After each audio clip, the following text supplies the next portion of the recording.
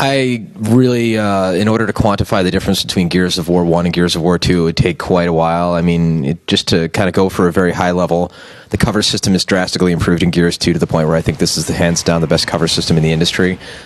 We have done a better job with the story this time around. Players will hopefully feel a little bit more for the characters and the world around them.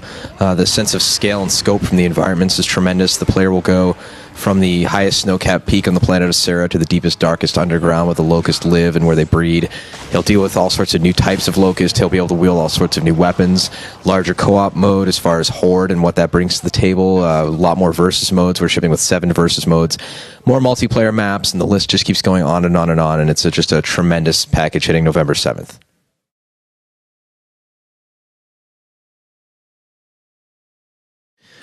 Gears of War 1 had a very revolutionary cover mechanic as far as other games seem to be picking up on it and seem to be using that, which we're very, very happy with.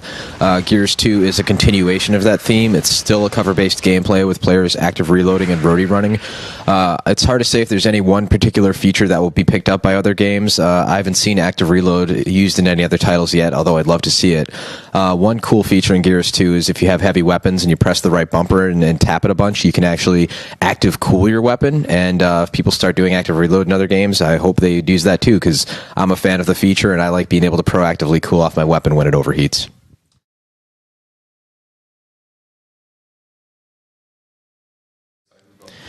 Personally, I love taking people hostage as meat shields and using them against their buddies. There's something about, knocking somebody down and then taking them and using them and watching them explode in your arms, which is incredibly satisfying. Then you also have the option of breaking their neck if you like to, which is incredibly fun.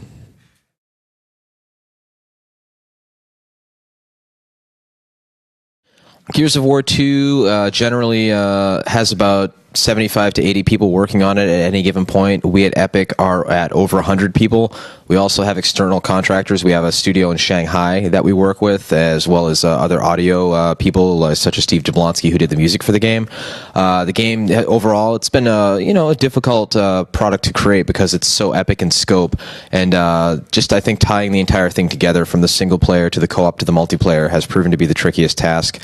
And we're just polishing it as much as we can, and we think we have something that's really special, and we think players are going to like it.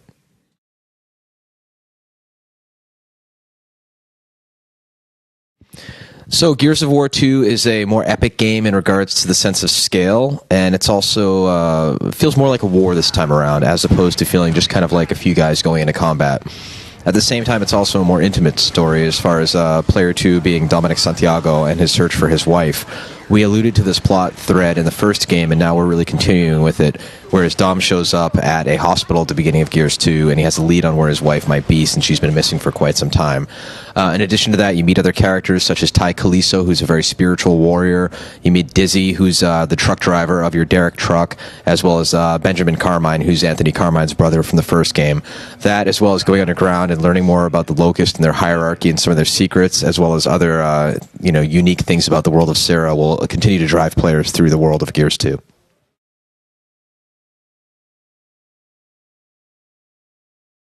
I think narrative is incredibly important in games, so we put a lot more effort into the story this time around for Gears 2. That's not to say that we think the Gears 1 story was bad per se. We just felt it was a little bit light on some of the narrative elements. We generally try and keep our cutscenes about 3 to 5 minutes in length. Here at Epic, we like them to be fairly short and to the point, and we also have implemented the idea of collectibles in Gears 2, so you can find a scrap of paper on the ground and examine that and kind of get some more information about the universe. And in addition to our new writer, Josh Ortega, who's a very passionate, very enthusiastic writer, and he's brought a whole new life into the product, and I think we have a far better narrative this time around.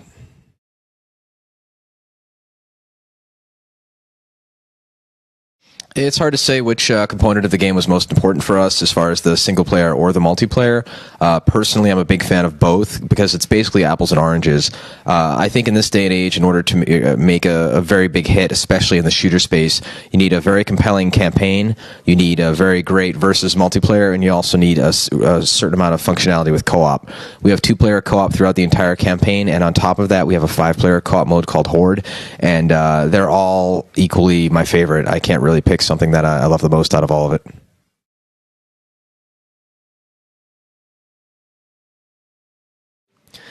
We have the ability for multiple co-op players to play as different difficulties in Gears 2. For example, player 1, who's very hardcore, can play the game on that setting, whereas player 2 might be his girlfriend or somebody who's not a very hardcore gamer, and they can play the game on casual. This is a very easy tweak for us, whereas the player who's on easy does more damage to the enemies and can also absorb more damage, whereas the guy who's on hardcore takes a few more bullets to take the enemies out, and he's a little bit more fragile in order to make the game that much more challenging.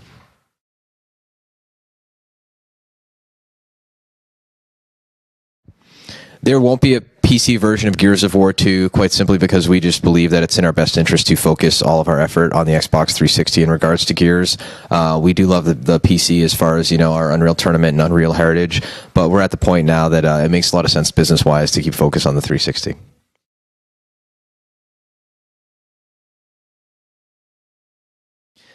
People can fly who Epic has purchased and we work with on a regular basis. They're not really working on Gears of War 2. They're working on their own new idea, which has really not been announced yet. But I think people are going to be pretty excited about what they're doing right now.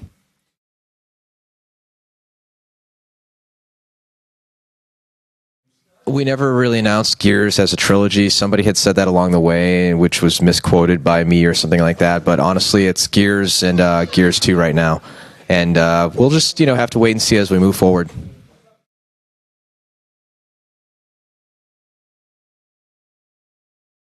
My career was started with adventure games. Did, of course, move on to Jazz Jackrabbit and then to big blockbuster shooters. I love making epic games, which is, of course, why I work at Epic.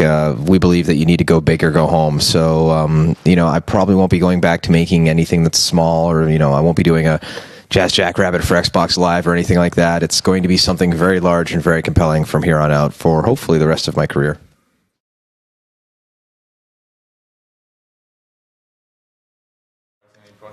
Currently, right now, I'm working on a press tour for Gears of War 2 and traveling all around Europe. And then I'm going to Australia, which should be very exciting. And then taking a little bit of time off and hopefully going someplace warm and hanging out on a beach with a drink. And then after that, we'll have to wait and see. I go to work every day and hopefully kick some butt and, work with our partners at PCF as well as Chair Entertainment and take some time to work on my own games too.